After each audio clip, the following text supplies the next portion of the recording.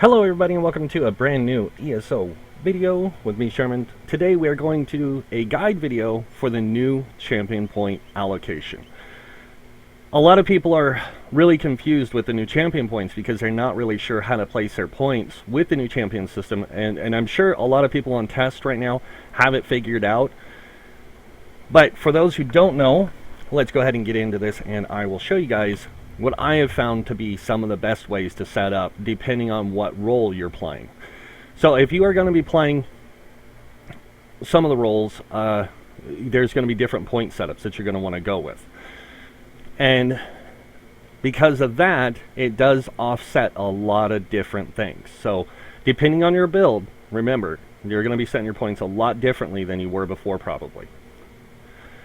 Now when it comes to playing the standard DPS, for any content in the game, you're really going to want to go for a mix of stuff.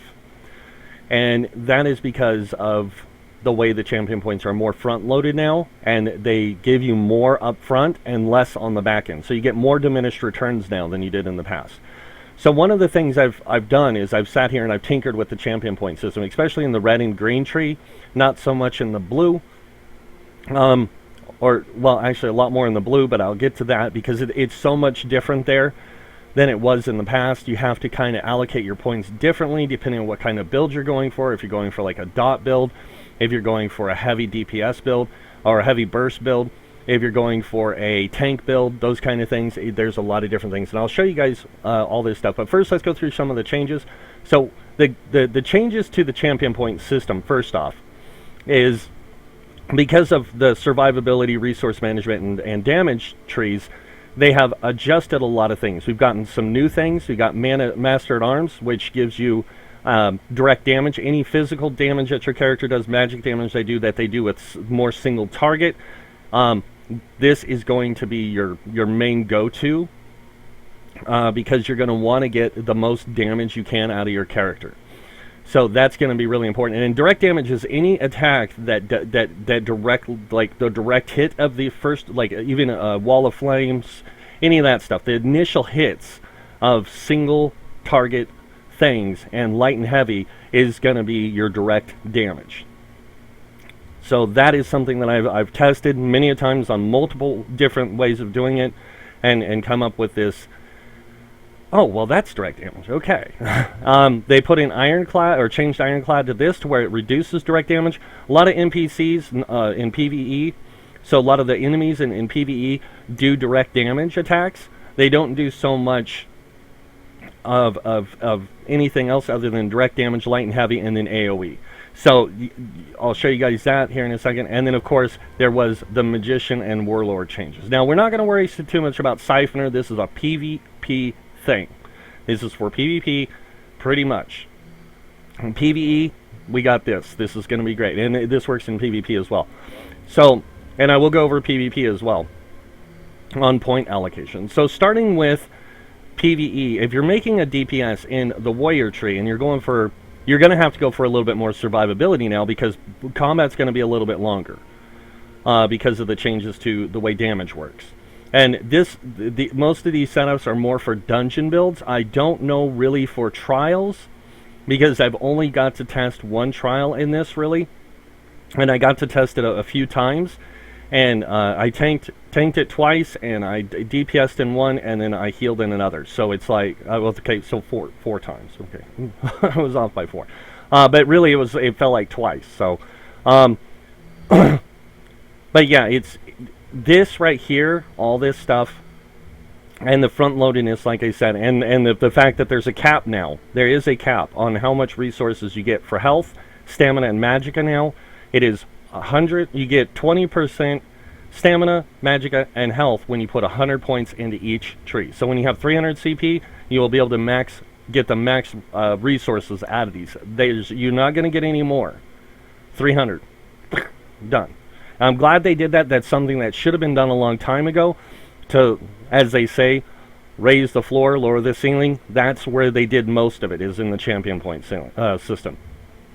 So going in here for DPS, the best way to do this, and I know that a lot of people want to get the maximum that they can. And I've figured out that after hours of testing.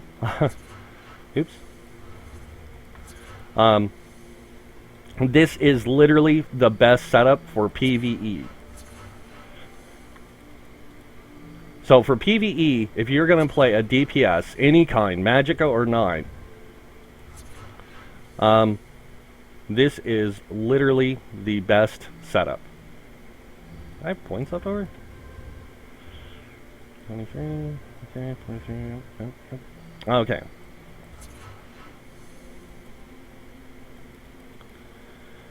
So as you can see here, what you're going for is a good split of points. And you will have points left over. You have 10 points left over. So you get Ironclad, you want this at 10%. The reason why is because even direct damage will come off of this. So direct damage is reduced by this as well. So that's 10% from physical, poison, disease damage from direct damage, and then 10% from this makes it 20% reduction in any direct damage you'll take. You go 20 points into this, and you really are kind of like, you can try to get 20 points, but it takes so many. I think it's 43, and it's really not worth it. You want Hardy and Elemental Defender. You really do want these at 10%. And this leaves you some space, and actually I didn't. Now I realize where I made the mistake. So this you want at 5%. It doesn't matter what you're playing. You want quick recovery, because now, like I said, you're taking a little bit more damage, and you're going to want healing received because the healing effectiveness of healers has gone down. So you're going to want that healing received. But you're going to want to take this up to 23 points as well. That leaves you 3 points left over to dump into here. That's what it was. And the reason you're going to want to put these 3 points in here, honestly, is because most PvE NPCs do light and heavy attacks. Now, when you're playing PvP, it's a different story. In PvP, you pretty much leave everything alone except for these. You drop, and you dump it into here, taking this up to, I think it's 1,000... I would pretty much just go 40 points, honestly. And then the rest, I would dump into here. Because in PvP, actually, you could probably just get away with 10% and then go into the rest and resist. So in PvP, the difference is that you're going to be getting hit by a lot more heavy attacks in PvP. So this is going to help you reduce that damage by 10%. And then 10% from direct damage. So that together is 20% and then 30%. So it helps reducing your damage even more from that. And then, of course, with the end pin, it's also going to reduce your critical damage you take as well. But you don't have to do this. You can stick to doing the resistance things even in PvP and still get by, because end pin does stop the critical damage, but most people don't build for critical. They build for just really good damage. So any way you decide to go with that is really what you want to do. So onto the green tree. Now this is a tree most people just go, oh, well, dump 100 points here, dump 100 points here, and call it good. But you don't want to do that now. Now you want to look at the benefits of the different things. So Warlord, again, this is going to be a kind of a go-to for everybody. You can put 23 in here and get 10% reduced cost from break free, which really helps. Because in PvE or PvP, it doesn't matter. You're going to get stunned, you're going to get knocked down, you're going to get set off balance, a lot of things. So having that cheaper reduced cost to break free really helps. And this is the way you can do it. You can do that, or you can put 43 in here. I think it's 43. No, it's 56. You can put 56 and get 20%. But I would really advise against that. It's just a lot easier to go 23, because you're going to want to put, depending on what you're playing, if you're playing a Magicka-based character, a Stamina-based character, you're going to want to use Mooncalf and Tenaxy or Arcanus and Tenaxy. So here's what I have done, and I find it works out really well. 43 into here, and of course 43 into here. So if you're playing Magicka, this is how you're going to want to set up. If you're going Stamina, you're going to go 43 here and 43 here. But if you are playing a tank, a hybrid tank, 43 into both of these. And the reason why is because of the recovery rates. You're going to want the recovery rates, especially as a tank. You're going to need more recovery now. So you're going to need a way of recovering more resources. And this is why, if you're playing a hybrid tank, going 5-1-1 is still going to be the best way to go. If you're playing a resistance tank, going 7 pieces of heavy armor is the way you're going to want to go. And I'll get to resistance tanks and everything else in another video. So with your leftover points for a tank, you would just go into here. And honestly, you know, people are saying, oh, go 100 points into this. Do not go 100 points in this. It is such a waste of points. If you're going to go anything, go 56. You're just going to want to get that 20%. You're not going to want to go 25. 56 points. You know, you got to think, that's 40-something extra points to get 5%. It's really, really not worth it. But as a tank, you really don't want to give up something else, and that is tumbling. Tumbling is going to become another thing that a lot of tanks are going to want to use now, because besides breaking free, one of the things you have to do is get out of the red circles, especially if it's a really hard hit. So dodge rolling allows you to dodge roll out of them, and if you do get hit by the ability, you're going to have a chance of dodging the attack, even on a boss.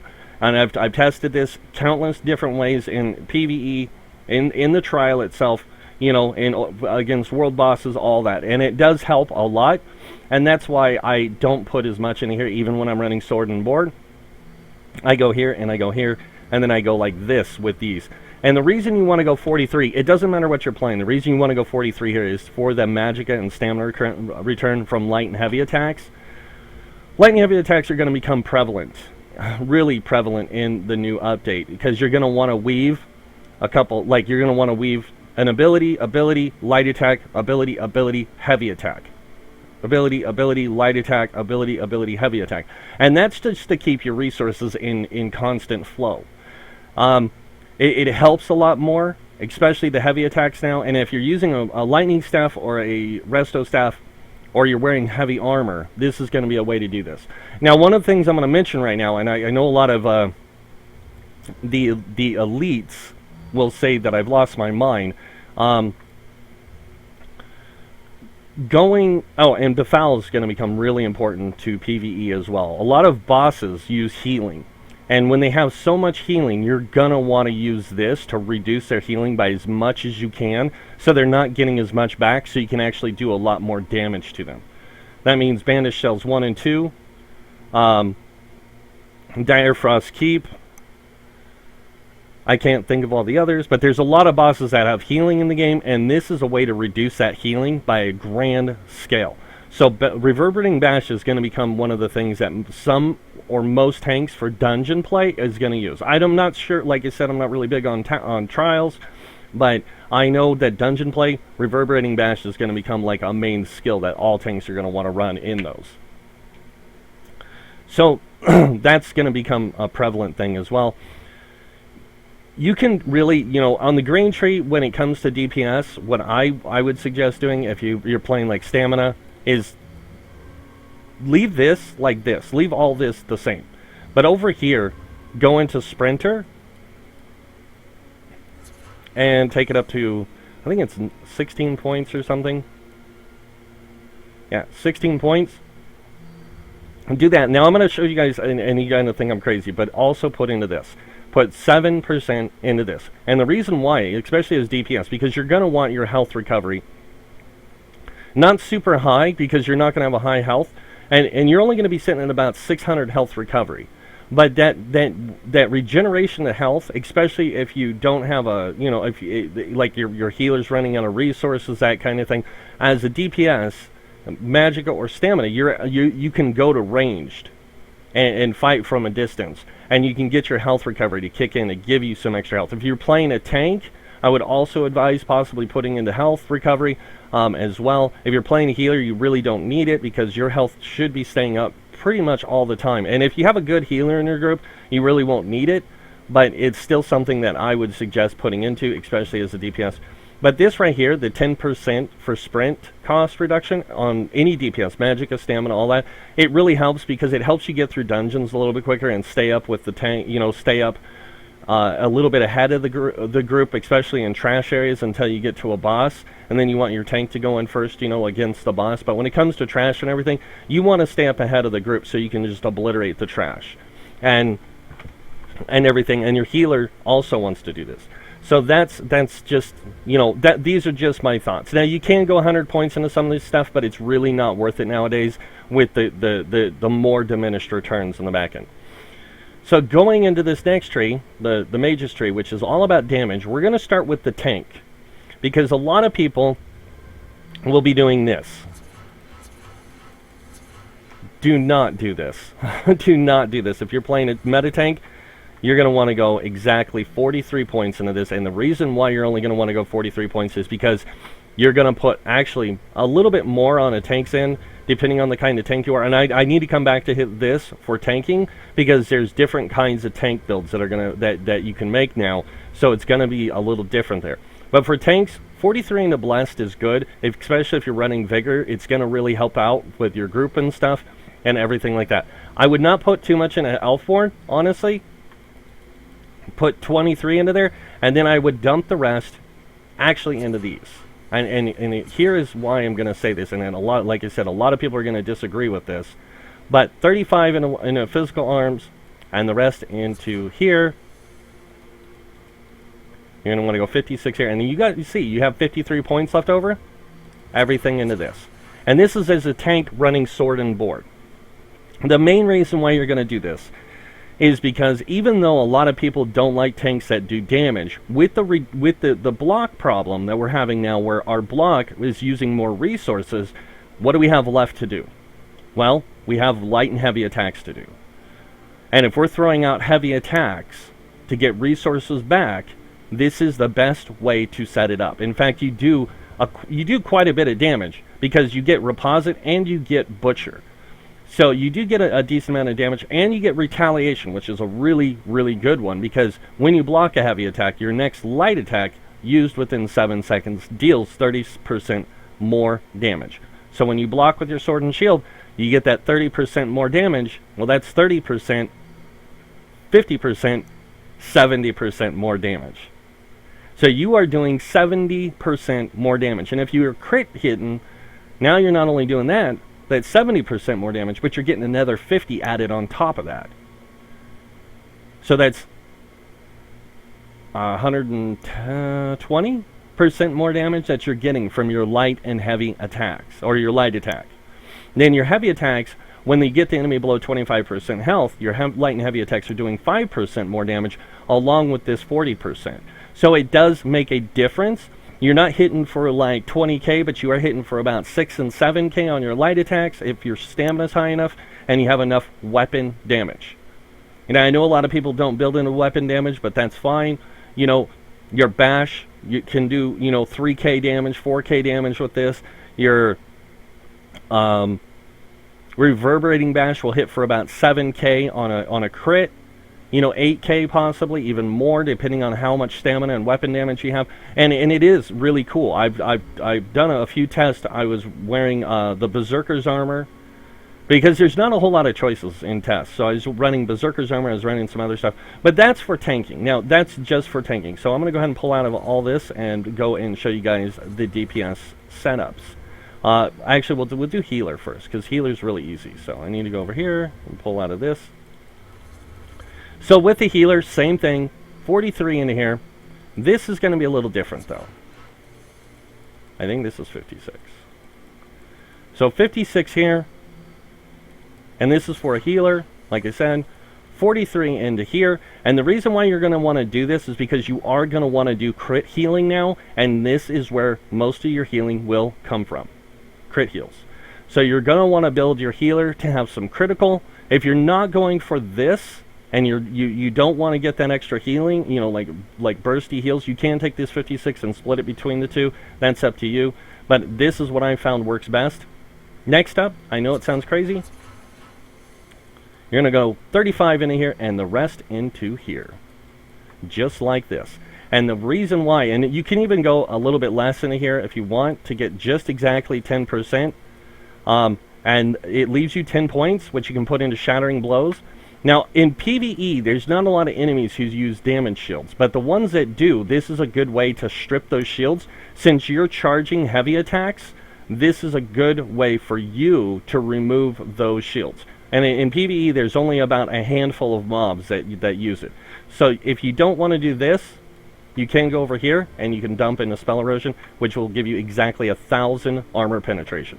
With wearing light armor and 5 pieces of it, you get 4,000 spell penetration. This puts you right at 5,000. Since you're not going to be using sharpened staves on a healer, you're using powered staves. That gives you 5,000 spell penetration.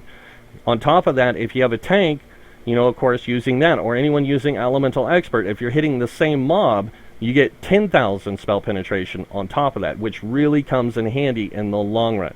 On top of this, not only that, but you also get Arcane Well. Everyone that does magic damage will be getting Arcane Well now. And when you kill an enemy, you will have a 20% chance to restore 2,708 magic damage. So that's you have a 20% chance for that, and it does it to 3 people. This is why resource management is going to be key, and this is going to be one of the ways that you're going to do that. Now, if you're playing a Magicka DPS, it's really simple to change this. I put it in a Magicka DPS perspective.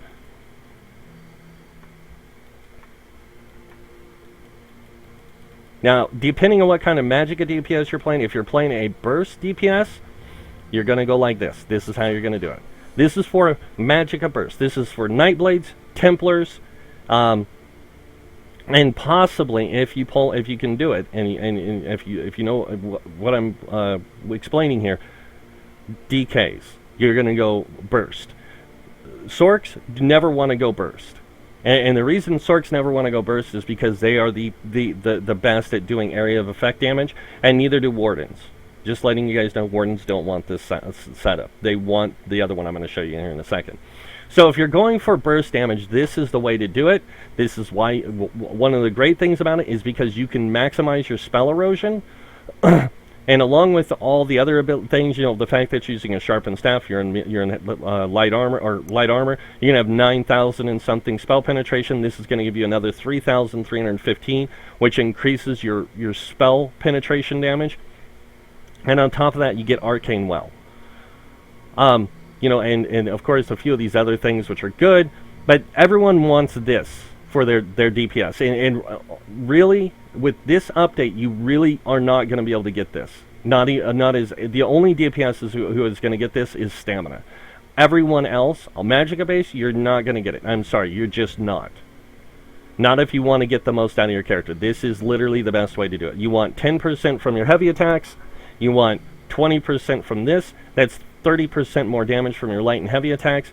And on top of that, you're getting another 10. That's 40% more damage from your light and heavy attacks, regardless of what you're using, Flame, Frost, Shock, or Magic.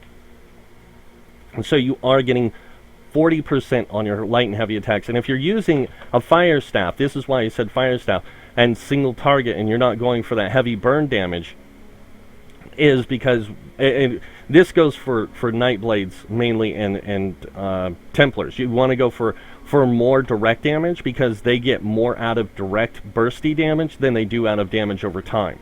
DKs are the only ones who truly get perfect damage from damage over time. So what this does for you, and Sorks of course, but what this does for you is it allows you to get more direct damage for single target DPS. And with a Fire Staff, depending on what class you're playing, so if you're playing a DK, you get that 40% damage. Remember, DKs get 40% damage from their light and from their heavy attacks. So they don't need this, to be honest. They don't need either of those. They need this. This is what a DK needs. And they need actually more than that. So the best thing to do here, I found, is just to take that 1 point out of there, because that's only like a little percentage, and this. And you're going to want 20 points in here. And this is dot damage. Magicka dot damage build setup is this. And the reason you're going to want this for a Magicka dot damage build is because it's going to help you do the most dot damage, period. You don't need to worry so much about direct damage. You don't need to worry so much about spell penetration. You need crit and you need elemental expert. These are the two main things you need for a dot damage build. It's going to give you the most. You are going to lose Arcane Well, but because of putting the 56 points into here, you do get Opportunist. And this is whenever you interrupt an enemy, your next physical damage ability, of course this is blah blah blah, that's physical damage, it doesn't work, never mind, my bad. But you do get retaliation and you do get reposit, which is kind of cool. I mean, reposit, whenever you block an attack, you get a 15% chance to deal damage back to the enemy. And as you can see, I'm playing a hybrid, so it's counting off both my things, and that's 7,000 physical damage to the enemy that I get. So it's pretty insane, because it's counting off the hybrid. But going into the rest of this, you know, the reason why, like I said, you want this for a dot damage build is because you want to get the most out of your damage. If you try to give yourself 75 for this, to get Exploiter, you have to drop your Elfborn down to 10%. That is the only way you're going to get it. And that's because you can put 23 into here, and the rest can go into here if you want. Actually, you only need 75. So you can get 23% out of that, and then that leaves you 13 points that you can put back into here, which really doesn't do you any good. It really doesn't. Ooh, I get 10% more damage, but if I do this,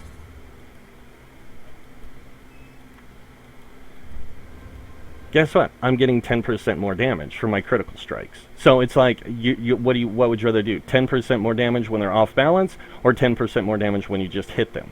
And so you're kind of giving up too much in that respect. And I find this, like I said, works best for any Magicka DPS. When you're playing a physical damage DPS, we're going to go ahead and just leave Master at Arms. We're going to just take out of these ones over here. And physical damage DPS is the same way. If you're going burst, 43 into Mighty, 56 into this. Oh, yep, that's it. So 55 into this, 56, 43, and then of course the 56 into Master at Arms. And this is for dot damage builds. That means if you're playing a poison build, you're playing any of that. And one of the big reasons why you're going to want to do this as a DPS is because of Last Stand. Now, I know a lot of people don't like Last Stand because you have to fall below 20% health. But if you do fall below 20% health, you do get major heroism, which comes in handy because now you can generate 3 ultimate every 1.5 seconds for 8 seconds, and this effect can occur once every 20 seconds. So you're not going to be trying to get this. It's mainly for Exploiter and Opportunists that you're getting this. Because this one, when you interrupt an enemy, your next physical damage ability used within 7 seconds deals 15% more damage. Well, when you interrupt an enemy, you set them off balance. So if you bash an enemy, you set them off balance, now you're getting 30% or 25% more damage to that enemy. Now this is for like poison builds, things like that. You know, people using a lot of bleeds and poisons. This is the way you want to set up. If you're not playing that, go into here. You're going to put 40 points, and then go over here and dump the rest into physical weapon expert. So 10%. You're going to get 10% here, and you're going to get this. And the reason you're going to go do, like you said, again, for burst damage builds. Now burst damage builds. The nice thing about playing a burst damage build is they can use a precise weapon, or they can use a weapon that does like extra weapon damage, like Nirnhoned on one bar, and then on the other bar they can use that. So it gives them more damage potential, and allows them them to do even more burst damage. Now you're not going to get like your Maelstrom Arena stuff, with the extra weapon damage, that kind of thing, unless you're using certain things. And that's why one of the reasons why I say this is because Maelstrom Arena weapons, with the daggers, you can get two sharpened. You can get a sharpened dagger, and you can go with a precise dagger with this setup, because you're going to get that extra. Now you don't even need that much if you don't want to. You can actually go down to about here. And be good, and then if you wanted to, you could dump the 12% in here, to give you just a little bit extra damage from certain dots or something you might be using. But honestly, you don't need it, because Thaumaturgy doesn't carry into Barrage. So Thaumaturgy does carry, or this does carry into Barrage. But like I said, the reason why you want to do this kind of a setup for a burst damage build is because burst damage does a lot of straightforward DPS. It is straight up just burst damage, recover, burst damage, recover, burst damage. It's just, and it's not, you're not going to be able to sustain burst constantly. And that's why with like right now, if you're looking at the people doing meta build tests, like Alcast and Woolery and Gilliam, their build tests for resource management and stuff, you'll notice that they're using mostly dot builds. And so with the dot build, again, you want this, and you know, you're gonna get you're gonna get so much more out of it then. But with the other way, you get the 40 points into here. Like I said, you're putting 16 into here, and this leaves you with 10%, 20%, 20%, 20%, or 10%. And it's all about bursts. It's all about just dealing as much damage as you can up front, retaliating back, hitting them with some, you know, I use the snipe morph that doesn't apply poison damage, that does the thing that breaks the armor, so I get that extra armor penetration from it. This gives me extra armor penetration. Then I'm using a sharpened weapon in my offhand, you know, and it works out really well, especially if you are using like the Maelstrom Arena weapons, because Flurry gains extra bonus to the next damage over time ability you do, and damage over time, Barrage. So that does damage over time. So it increases that damage. That gives you 2003 weapon damage added to that. So it's a really kind of cool trade-off there. Now, if you're playing a bleed build, it's actually better to go with DSA axes. If you're playing a dot build, go with 2 DSA axes, and you're going to want them both to be sharpened, so that way you can get the most out of the damage from it. And you don't want this. You don't want the extra, you know, weapon damage. You don't need that much more weapon damage itself, and that's why you're going for 2 sharpened weapons, so you do get that extra penetration, but you also want to be able to do as much dot damage as possible. And so that's why this comes into effect. Now I want to talk about tank builds real quick before we close this out. The thing about tank builds with the new update is the differences that tanks will have now from resistances. Now, since resistances for tanks work so much better, you'll be able to tank in light and medium armor a lot easier. Because resistance gear is also getting a buff. It's going up like 40% or something like that? I don't know, 25%. It's getting like a 25% or 23% increase. So it's going from 1900 armor resistances. And this is the gear that says...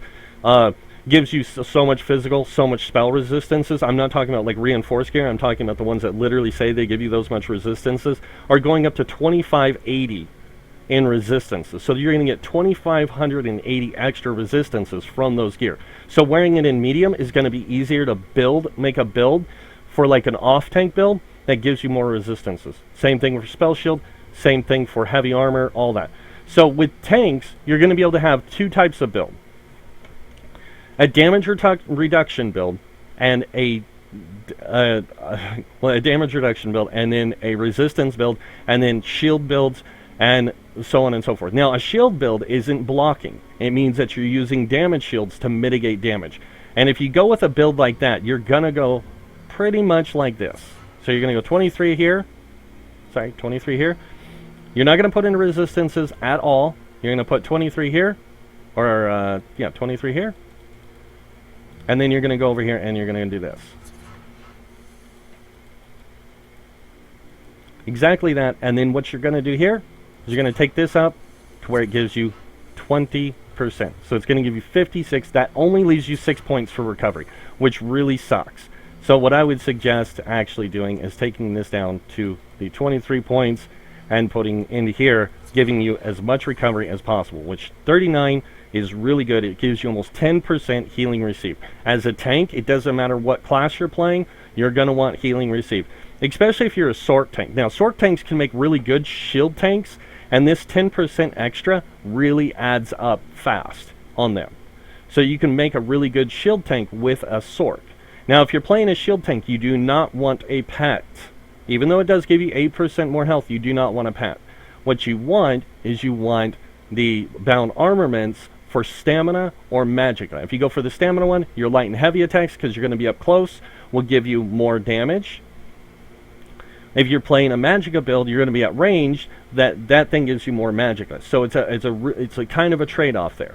Now, the other thing that you're going to want to do, if you're playing a tank, if you're playing a what I call a resist tank, you're not even going to want to use these things.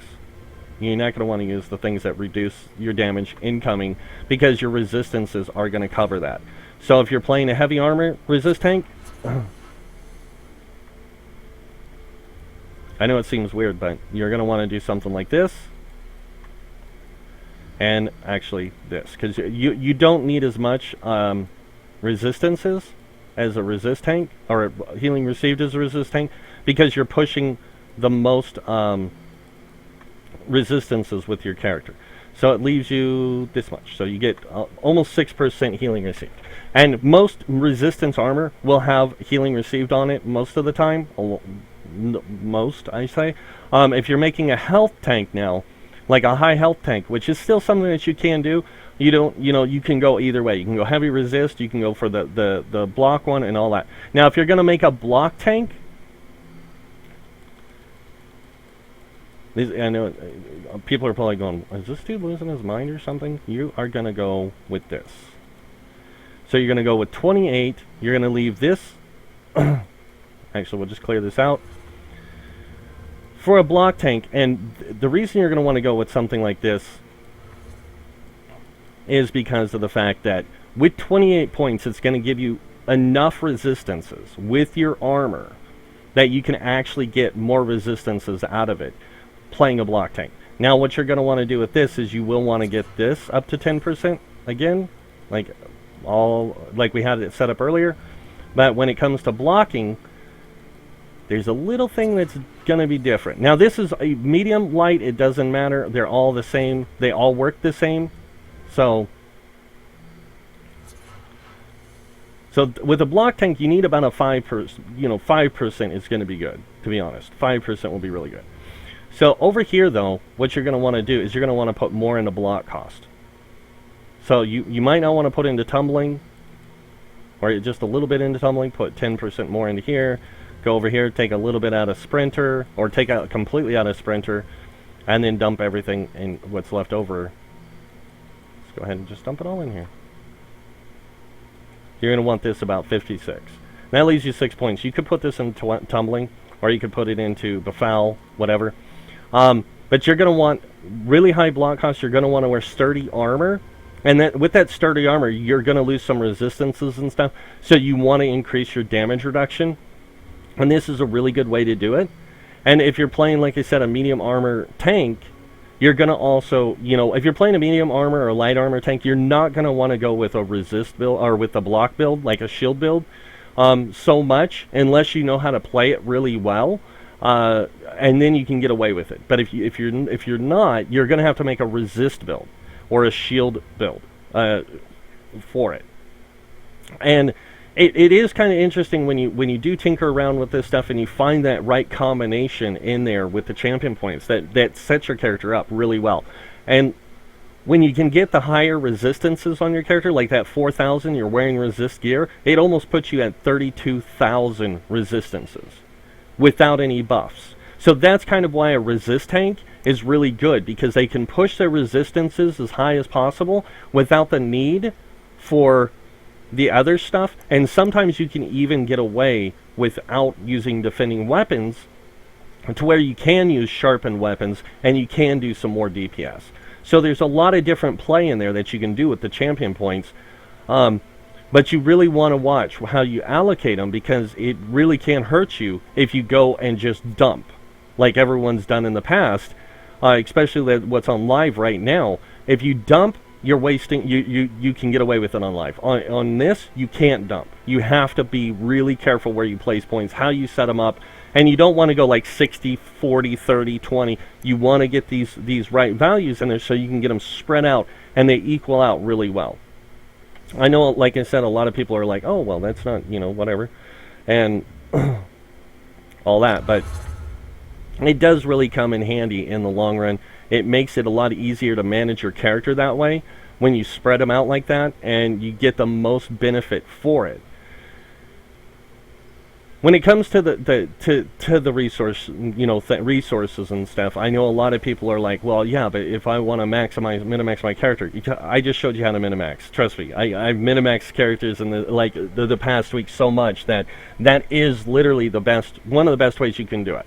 Now, when you make a burst build, you gotta find that right combination of armor penetration, physical penetration, or physical penetration and spell penetration. You have to find that right mix of it to get the build right. And you don't want to push too much because you don't want to overdo it.